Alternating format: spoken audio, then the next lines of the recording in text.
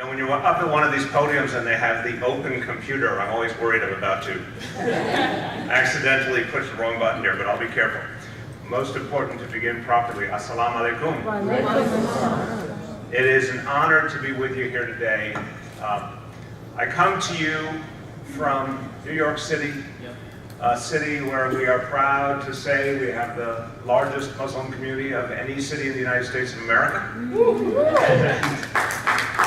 And a strong community that is part of a strong city together. And I think I bring a particular perspective on the issues facing this country because I represent a place that literally has all of humanity in it together. We work every day to form something stronger together, form something more unified together. What you are doing is crucial to that process for the whole country. Being a voice for your community, encouraging political involvement and empowerment. I want to thank you for that. And, you know, I think it's important to put this all in perspective, and I'll refer to something that I'm sure at many a gathering you have heard about and that you invoke, and it should continue to be invoked. That story from 1803 of the first iftar at the White House. And I love this number, 216 years ago. So for those who in any way try to suggest that there's something new, something inconsistent, something confusing about the presence of a vibrant Muslim community in America, we need to go back to look at that moment and President Jefferson's embrace of that moment, but much more importantly, what the country is founded on. And this is sort of an education I think we all have to go through together. You know that the founding fathers, and at that point in history they were only fathers, but you know they had the option to create a state religion and they refused. They had the option to create a country that did not believe that church and state should be separated. They refused. They had an option to count in some faiths and count out others, or to somehow belittle those who chose not to have religious faith, and they refused across the board. They created a country that was supposed to honor all faiths equally, and those who chose not to have religious faith equally as well. It could not be more clear. There are some things in the American experience that you can find contradiction in. This is not one of them. It's clear and consistent from the beginning.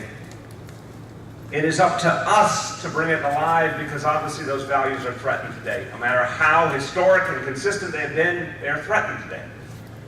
And we should all be deeply worried. We should all take it very seriously. We should all heed the warnings. In other points in history, people belittled the warnings and paid the price later. No, I think today we're very aware of some of the challenges to our democracy and to our pluralistic society.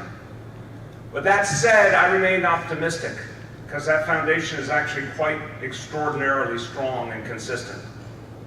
And so it brings us to this community that gives so much to our nation.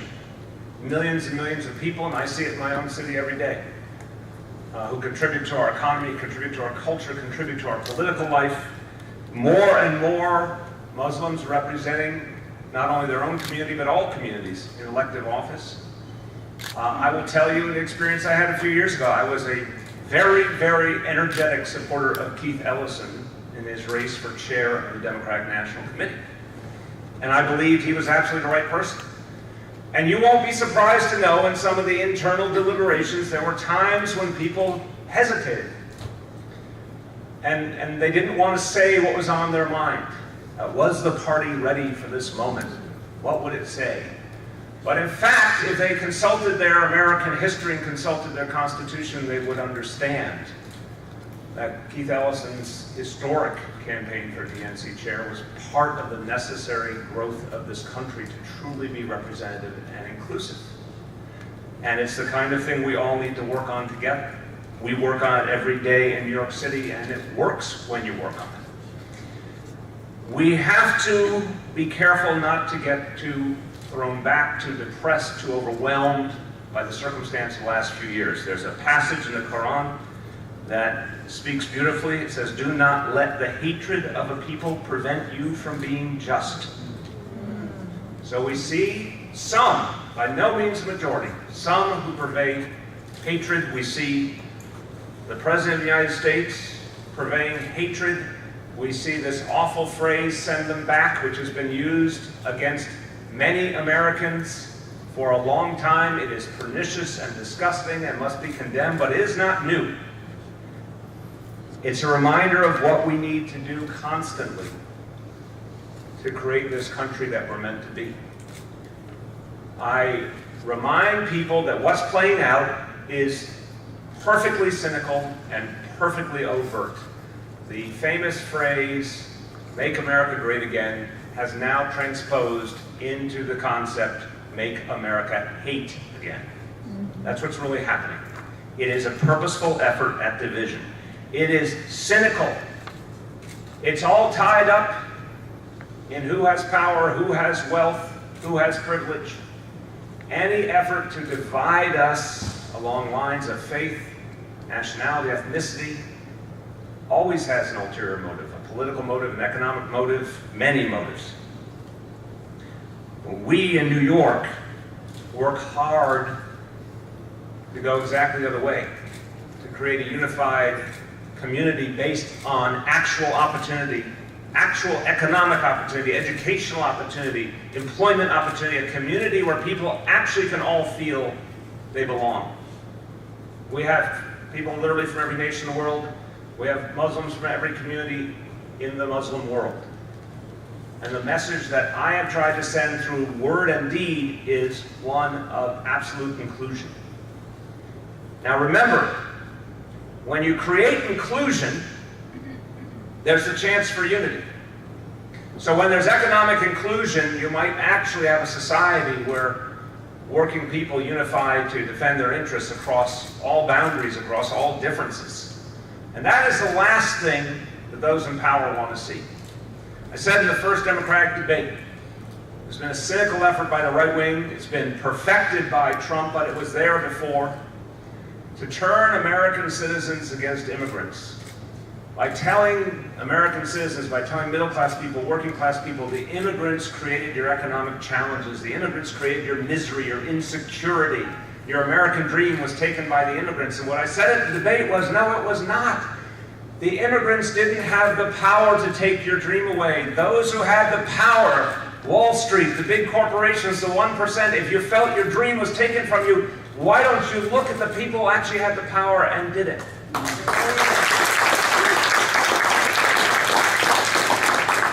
And when that conversation deepens, then people start to work together. Working people across all regions, across all backgrounds, start to work together at one, and that's where you actually change things. And the economic policies have changed, the $15 minimum wage, the paid sick days, the things that we're doing to change people's lives, universal health care. These are the things that actually will help to unite us as a community. They will help to unite us politically. They will help to change the entire fabric of the country. We can never for a moment miss that deep connection between fighting for economic justice and achieving a deeper unity.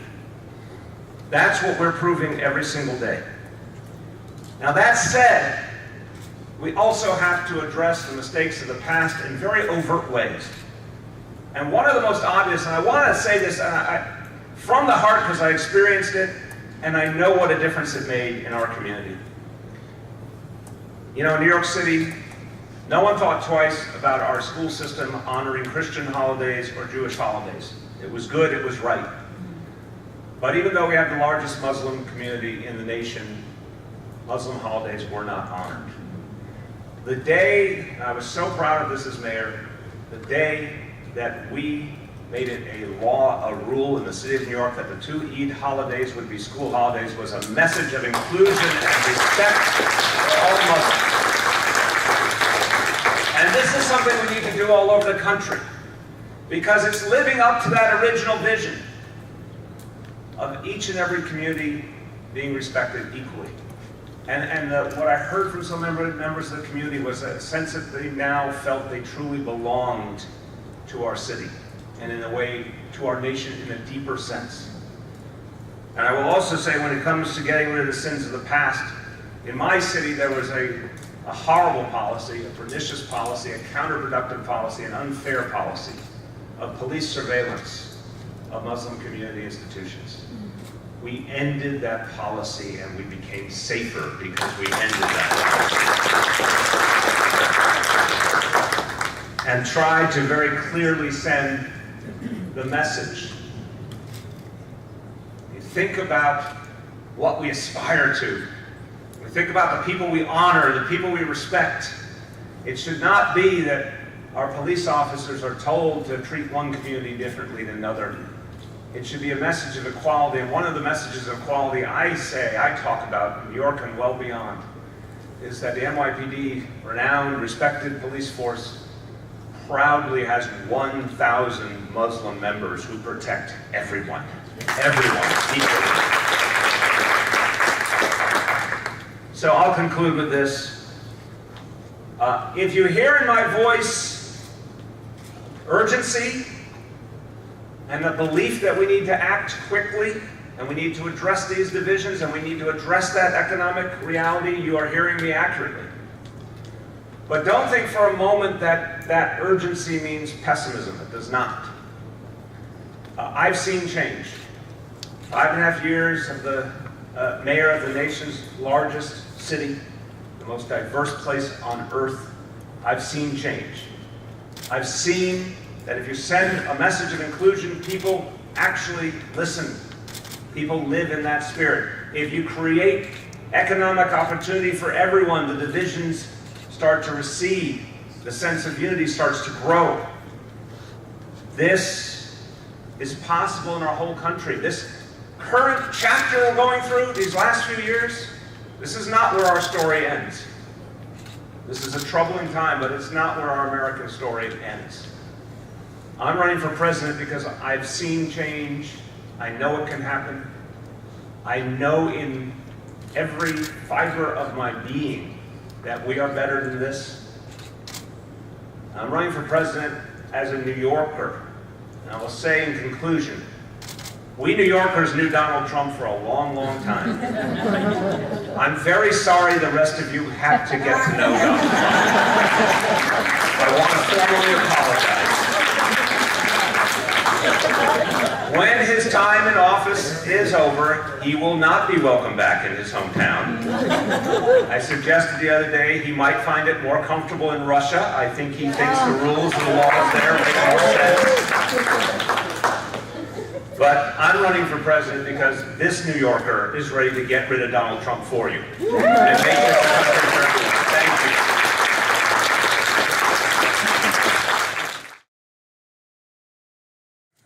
Well, thank you so much for taking the time and joining us this afternoon. We're each going to have 3 questions, and we'll just go around 3 rounds.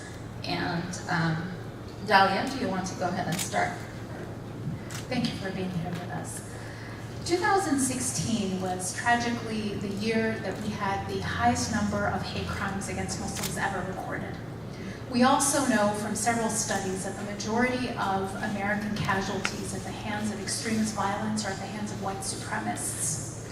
What will you do as president to keep all Americans safe from the rising tide of white supremacist violence? So I think it begins with naming the white supremacy movement as the threat to essentially the entire cross-section of this country. Americans of so many different backgrounds are in the crosshairs of that horrible, negative movement. And I don't think that has been fully recognized.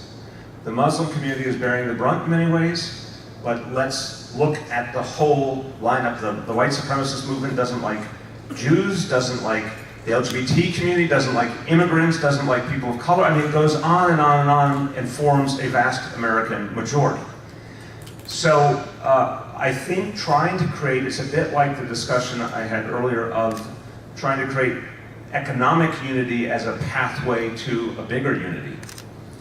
Understanding that white supremacy threatens all of us and all of our values. And no one is safe from it.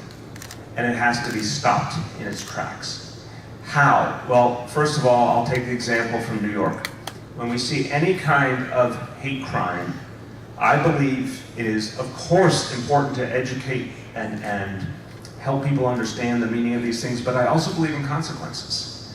And when we find evidence of a hate crime, we have a very aggressive hate crime unit in the NYPD.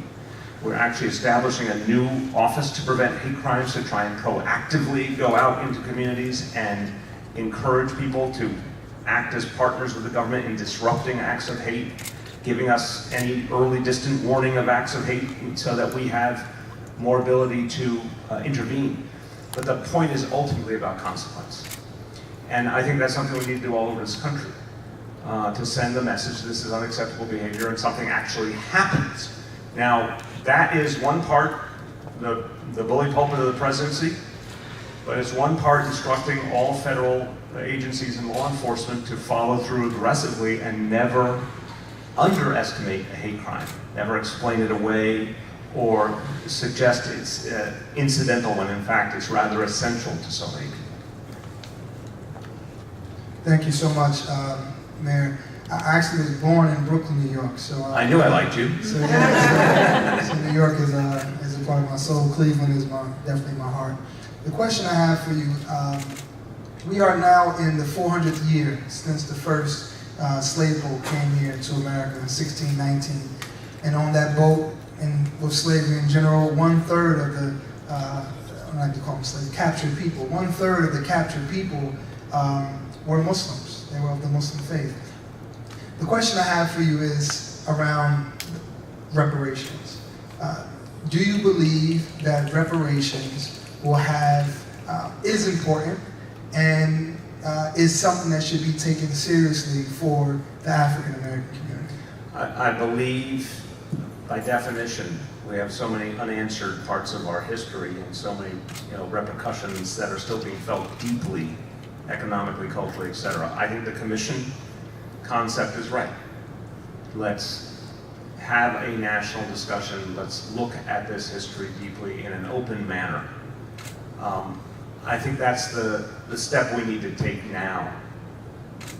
This country, I think, can and has shown in its past the ability to come to grips with its history. But we need a vehicle for that, and I do believe the commission is the right approach.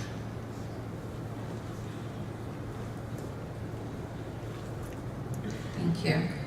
So my question is, the current administration has been very aggressive in appointing judges to the federal courts, both to appellate courts as well, right? And we're all aware of the more recent two Supreme Court appointments. Votes for recent Supreme Court rulings has largely been on partisan lines.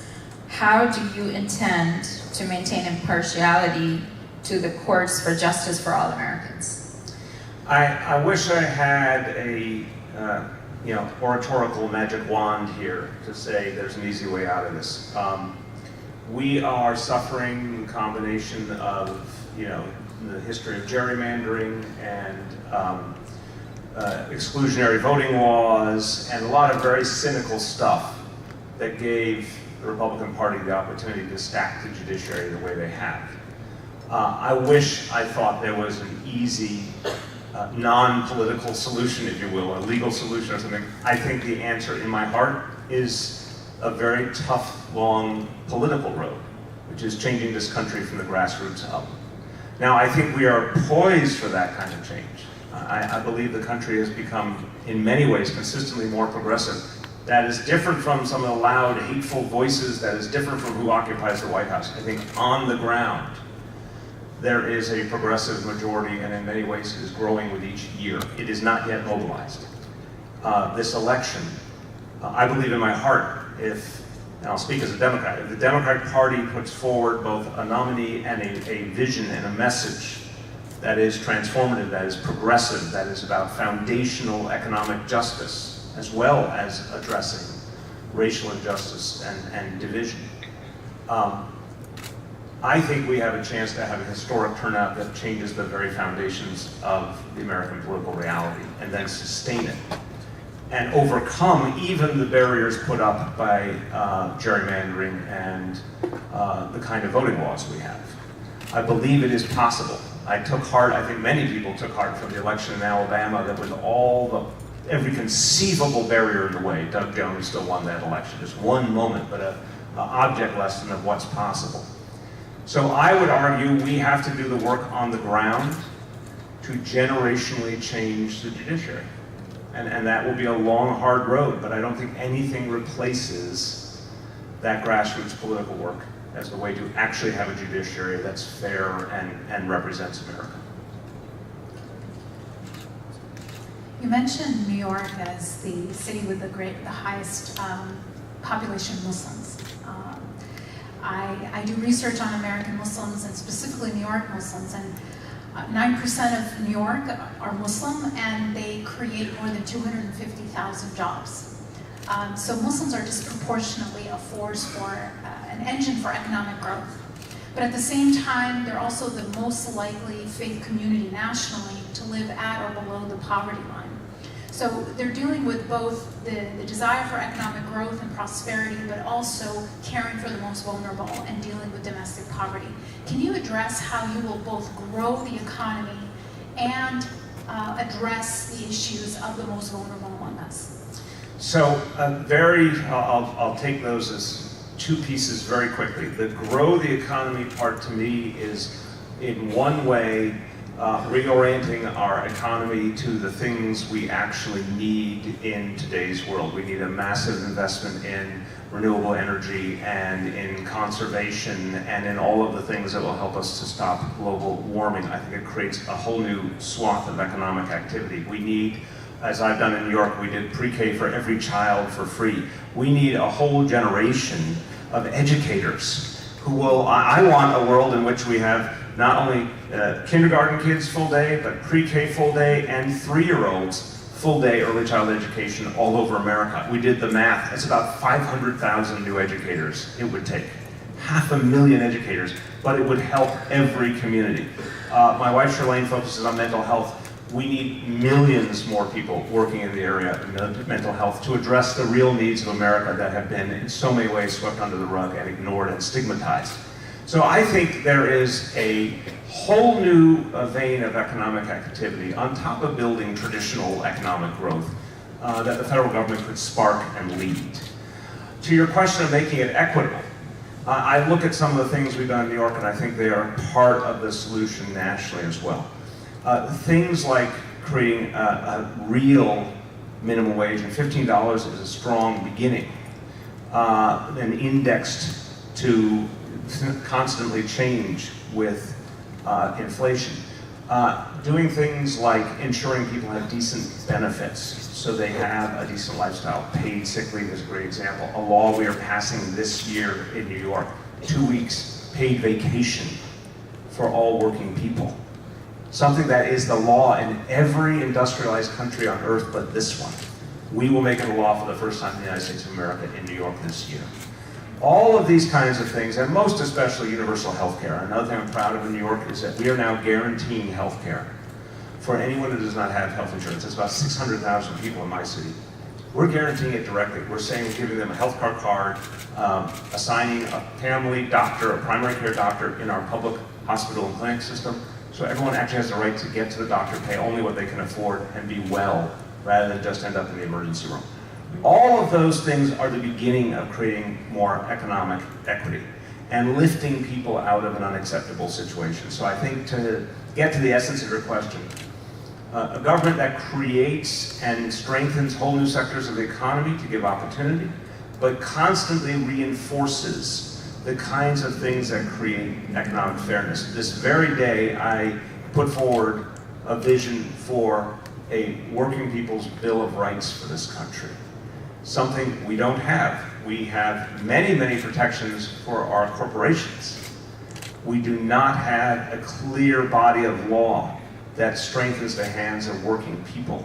So the kinds of things I've talked about there and the kinds of protections that will allow people to more easily form labor unions, that will protect the rights of folks in the gig economy, which is more and more of working people in this country. Give them organizing rights, give them guaranteed wages and benefits. And something as simple as this, you talk about protecting, rightfully, protecting economic opportunity, economic fairness. in so much of America, you can be fired by a boss for no cause whatsoever. And I think one of the things that should be federal law is just cause termination, that you cannot be fired because of who you are, what you look like, who you love, what your political views are, that you wanted to start a labor union. It should be federal law that you cannot be fired for any of those things, only if you're not doing your job.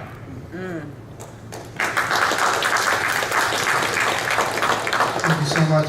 I want to respectfully just go back, if I can, particularly with the idea of reparations. In my city of Cleveland, slavery has, as you can tell, has had an amazing impact, even still today. In my city, in Cleveland, even though we're in the right behind Cleveland Clinic, we have the highest black infant mortality rate, some higher than even some third world countries. So we see that slavery has had an impact, and discrimination and racism has had an impact and still continue to impact us today. So I just want to go back just right before I go to my second question is, do you believe that black people deserve reparations, and in what form would reparations be? I appreciate the question, and I believe, and it's just what I feel in my heart, I believe the only way to even begin to have the proper conversation and the proper examination is to form a commission that can really be respected and to do it from scratch. I think I want to be honest, there are so many elements of our history that we need to account for. And so I think the right way to do it is to have a systematic effort. That's just what I believe. I understand. Appreciate that. It just seemed like slavery hasn't been, But the second part of that is in the city of New York, we have this beautiful documentary that recently came out called When They See Us. And you have this story of these young men are the story of many of us across the country. I tell some of my residents, even as a councilman, when I'm driving and police are driving behind me, I feel trauma, even though they have to come and see me as I sit on the safety committee. But I have the trauma that this can be my last day. My son, his name is Blasio as well, he said to me that he's afraid of the police. He's afraid of the police. So I guess the question I have as president, how will you address the mass incarceration and address the fact that in cities across America, you have majority of black and brown people who are being locked away? And many of them are in jail for drug cases, but yet still being treated as if they committed heinous crimes. So how will you address the mass incarceration of black and brown people? Thank you. So I'm going to follow the exact track of your comments and questions. So when they see us, we're talking about a horrible injustice done decades ago. But you know what? It was not until my administration that a financial settlement was given to the Central Park Five. And I'm very proud of that fact. They deserve that justice, and we gave it to them. To the reality that you've experienced yourself, and as a father, how old is your son? He's 7. 7. So I spoke about this in the first debate. I happen to be married to an African-American woman. We brought up 2 wonderful children. But bringing up a young black man in America is a different reality. And we had to go through those conversations with our son. I know you understand that. It's very painful, it's very difficult, it's very unfair, and it can't continue like this. And my son Dante actually wrote, a couple weeks ago, an op-ed that was in USA Today, and he talked about the experience on the other side of getting that lesson. And he knew it already. He said by the time we tried to start explaining, he had already heard so much from his friends and all, he already was ready for it. That didn't make it any easier, but he knew it. And he sensed that fear going forward. And we don't want to bring up our children in fear. We want to bring up our children to be hopeful. We want to bring them up to believe that their greatness, we want them to be cherished. And I do believe it's possible. I'll tell you, What we've done these last years in New York, first of all, mass incarceration was an artificial construct. It was that crime bill in 1994 and other things that were put into law and a rush to judgment on an epic level that just devastated, untold number of families, hundreds of families, maybe millions of families. And it never had to be that way. It does not have to be that way now. In 5 years, we have brought down incarceration 30% already, and it's going to plummet from this point on. We're going to bring it down constantly in New York. And during that time, our city got safer. I keep coming back to this. The lies we were all told about how incarceration was going to bring safety, or a type of policing that was disconnected from communities was the only way to bring safety, when in fact it was the other way around. So I'm in my 6th year as mayor. We've instituted neighborhood policing. We've trained our whole police force to de-escalate conflict. We've done implicit bias training, a whole host of things. We got rid of a horrible broken policy of stop and frisk. And every year we got safer. And now what you see beginning is a dialogue, a connection between police and community, because police officers are being trained to develop relationships respectfully. Now for young people coming up, there's a chance to get it right. And I always use the simple human example. We can build a society where, think about a young man of color walking towards a white police officer.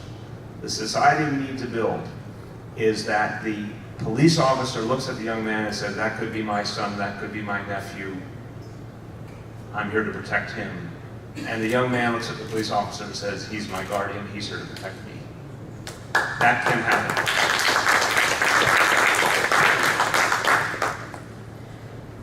You talked about mental health a little while ago. So I'm the executive director for American Muslim Health Professionals.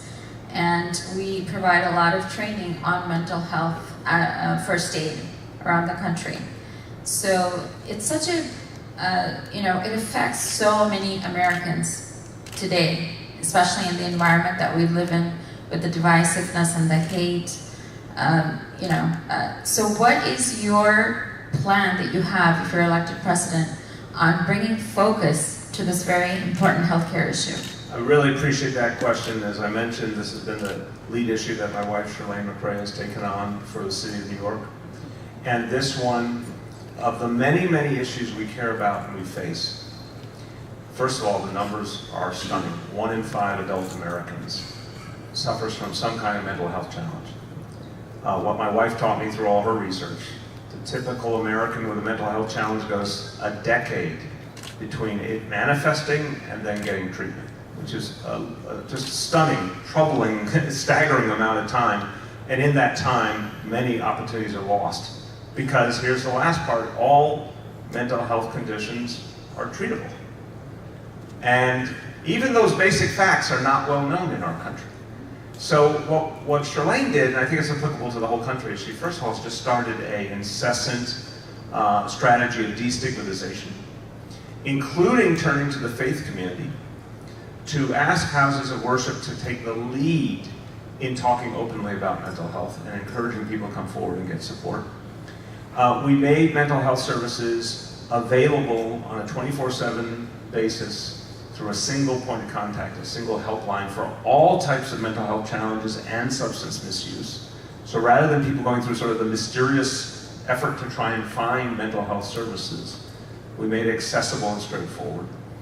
And we're doing a host of things to fund the creation of more opportunities for people to go into the mental health professions, for everyday people to get mental health first aid. I didn't know mental health first aid existed before my wife got involved in the issue, but it's the kind of thing that actually educates people how to handle situations in their own family, in their own lives.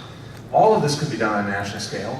And then finally, sort of the crucial piece of the equation, I believe in universal health care, but it has to include mental health care. Universal health care has to talk about all of us. And that's reachable. That's reachable, and we're doing it now in New York. As I said, we're guaranteeing health care for anyone who doesn't have insurance, and that includes mental health services. So if you, in your healthcare policy, basically, you will be including that as part of Absolutely, and this is so important to say that not only is it just this American shame that 20%, so well over 60 million people deal with a challenge of one kind or another, which by the way is no different than if you have diabetes or asthma. There's no, Charmaine always talks about we have to take away this moral judgment or this sense that mental health conditions are related to character. They're not. It's a human reality. It's not something to judge. It's just human reality. And we can't address that in a truly societal, national way if we don't make it part of universal health care. So I think it's actually an amazing opportunity to have a different conversation in this whole country through the prism of universal health care, to say, now you know where health is.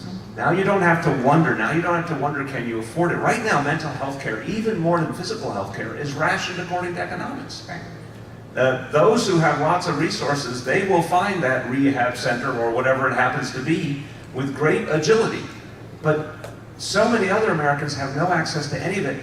And then we wonder why we still have so much homelessness, why we still have so many people incarcerated who don't need to be. Some of that is untreated mental health conditions. Doesn't have to be that way. Thank you.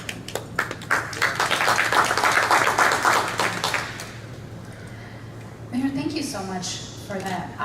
I want to go now to a very important topic that hasn't been addressed yet, which is that of human rights international, human rights domestically. We've all been shocked at the way that we've seen our own government treat children at the border. But we're also really appalled at the way many of our allies treat their own citizens as well as people that they're occupying. And when even the expression of protest against that human right violation has now in some places become criminalized, and I'm specifically speaking about the BDS movement, the boycott, divestment, and sanction movement. When even the protest against human rights violations has become something that people have to fight for. Can you tell us a little bit about what you think, where your position is on Americans' First Amendment right to organize in protest of human rights violations by boycotting? Look, first of all, thank you for the question. So I'll state the obvious: essential American value of freedom of expression. And we're seeing some of it now that, a lot of us would say, this is not what you're referring to, I'm making a different point to come back to your point. We're seeing a lot of expression of white supremacy, of very negative values that we have to confront politically. But we don't say that we want to take away people's right to speak. So the point is, I do believe across the board in the right of free speech. And the whole nature of our country is it's not supposed to be when it's only convenient or when you agree with it. Now, again, it's also, you want honesty and authenticity from anyone who aspires to lead this nation. So, I don't want to leave anyone with the impression that I'm, pandering on an issue that I care about a lot, because I have strong views on BDS, and I suspect I disagree with a lot of people in the room. But I want to tell you why, which is, and it's not about the right to speak, it's about the thing itself. I believe, I've always believed, I still believe it's possible to have a two-state solution for the Israelis and the Palestinians. I still believe, as much as that seems to be undermined in so many ways, I still believe it's possible. I believe we have to keep fighting for that. And I believe that BDS inhibits that. I really do. Doesn't mean I want to take away someone's right to believe otherwise, but I just want to be very open. I think BDS inhibits the pathway to a two-state solution. And I also believe, and I've said it very publicly, that we have two people who've gone through a lot of suffering, the Israeli people and the Palestinian people, in all sorts of ways. And I still believe that there's a reason for Israel in this world very deeply, and I see growing anti-Semitism we talked about earlier. This white supremacy reality, and it's not just in the United States, a variation on it is obviously sweeping Europe. Look at the new president of Brazil. It is aimed at Muslims, it is aimed at Jews, it is aimed at many people. So I believe that there is a need for the State of Israel. So I want people to understand, because it's easy to come to any gathering and just tell people exactly what you think they want to hear. I would rather be the person that you say, we don't agree with them, but we think he told us the truth. But, thank you. But of course we want to respect everyone's right to speak. And that to me is sort of, especially as a New Yorker, what I have found is that actually can lead to a kind of unity when everyone feels they can express themselves. Just to clarify, I completely respect you feeling that it's a hindrance to a two-state solution. And that's not really, I'm sorry if I wasn't clear with my question. It's not about do you support it as an effective tool for peace, but do you support one's right to engage in it? Are you for or against criminalizing medias? No, I believe in the right to free speech.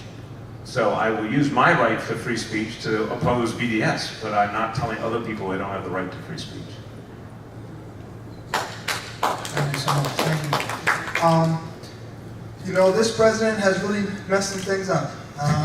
This just in, everybody. I can see why the people of Cleveland elected you. Yeah. Extraordinary analytical skills. Yeah. I didn't realize that. Yeah. It seems to be a lot of people who haven't realized it, and they continue to support him in spite of.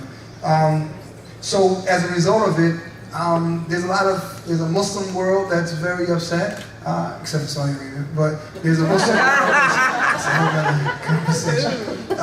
There's a Muslim world that's very upset. There's our brothers and sisters from Latin communities and Latin countries who are very upset by the way that they are being treated, that we are treating ultimately their country, the Caucus. But the question I have for you is, how do you, once you become president, how do you begin to mend the trauma that was created by this president, and also work with the people who have been harmed, and that's really everybody, because you're still going to have these people, this group of people, white supremacy and white supremacist groups, that's going to still exist here in America.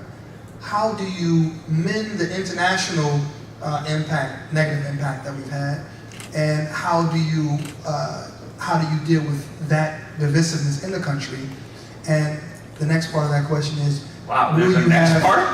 Yeah, it's all connected. It's all connected. Is this like the longest, most complex question you've ever heard in your life? Yeah, it'll get longer if you don't answer it right. So will you have a diverse Muslim advisors? You know, a diversity of Muslim advisors within your cabinet amongst your group of advisors? Certainly, I believe in, you can see it in New York right now, in creating a government that looks like America. And that, by definition, means including a Muslim leadership. To the bigger question, which is a profound one, I appreciate it. How do we undo? How do we go forward? I believe that this was a moment. As I said, this is a chapter. I don't think this is a permanent condition. I think it has shocked and pained and traumatized people. I also think it's been a call to action. And I'm not, you know, I would have loved to be in that alternate universe where some of this didn't, or none of this happened. But I will also tell you, a lot of people woke up these last few years and are now going to be alive and awake and involved for many years to come. And that may be, in some strange way, a necessary precondition to the bigger changes we have long waited for to actually represent the whole of this nation. So somehow, like everyone in this room, I've had my depressed moments the last 2 or 3 years. But as I've traveled the country especially, it's unmistakable. Forces of hatred were unleashed. They were there. They were unleashed. They were already there. Don't for a moment believe they were created by Donald Trump. They were unleashed by Donald Trump. They were facilitated. They were given permission, but they were already there. But a whole lot of people who want an inclusive society, a respectful society, a fair society were checked out. They were depressed, they were confused, they felt there was no way to make change, they felt their vote didn't matter, their voice didn't matter, they were not organized, they did not know how to be organized. I don't blame them. And the rules of the game have changed radically, and the net, to me, favors progressive change. When you take that whole sort of swirling mass of the last 3 years and you say, well, how does it net out? I actually think it nets out in favor of change because so many of us were asleep. So how do you engineer it into something sustainable? I will keep coming back to the economics. If we incessantly work for economic fairness, if we do something like the Worker Bill of Rights I'm talking about, if we show people that their labor has value, if we break down that barrier between citizen and immigrant and move people toward their common economic interests, I think there's tremendous potential to reset the equation. I think a true national effort to address global warming, that is a national imperative. That's like, put a man on the moon times 10, like a true national imperative where we call people to arms together to save the planet is unifying. I think there's lots of ways to cleanse. But I do think, to the essence of your question, it begins by knowing we have to cleanse, by knowing that we did go through the trauma, but it's not our permanent condition. Thank you. And my question, what we're seeing today in this political environment, not just in our country, but across the world, people are just, not people, I shouldn't say leaders, many leaders tend to overlook, like our current administration, the human rights violations and support regimes in other countries that are dictators. And so that kind of lends back to, are we really paying attention to our own human rights in our own country? As well as, are we giving passes to some countries, such as China, for what they're doing with the Muslim community there? And with Saudi Arabia, for all of the harm that they're causing in that region, with the Yemeni, with the war on Yemen, even violations within Israel, for the children and the things that are happening there. So how would you, as president, hold these countries accountable, and ourselves, as president of this country, hold our country accountable for human rights violations?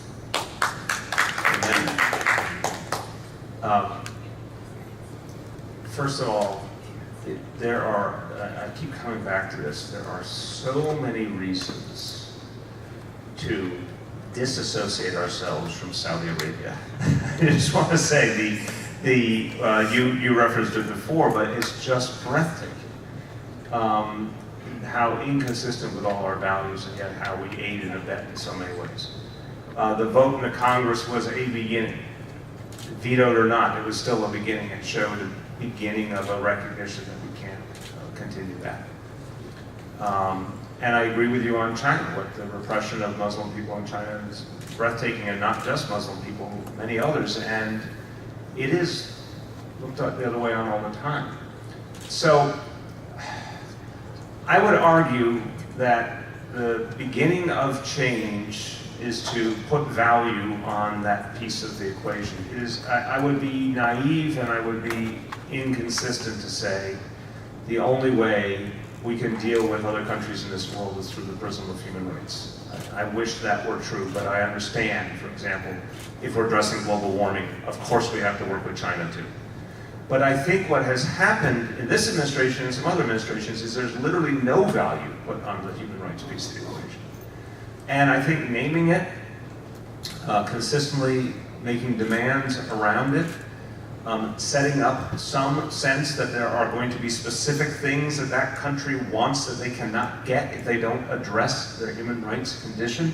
Again, does it frame the entire relationship? In reality, no. But can it frame enough of the relationship to start to change behavior? Yes, and we've seen some examples of that in certain Democratic administrations, where they, in effect, put a price tag and say, if you don't deal with this, then these things are off limits to you. I think that's shown, you know, there's actually some good history of change that came from that. It's an imperfect equation, but change is possible, and it begins with the recognition. And that example in China is a powerful one. I've talked to people from the Muslim community of China that's going through that repression, and that's a story that needs to be told to the world, and in many ways is not being. This country can be part of upping that ante and telling that story, protecting people in the process. Thank you. So you wouldn't be afraid to call them out? Not in the least. Okay. Well, I think that wraps up our questions. We want to thank you so much. Thank you, everybody. Appreciate it. Thank you.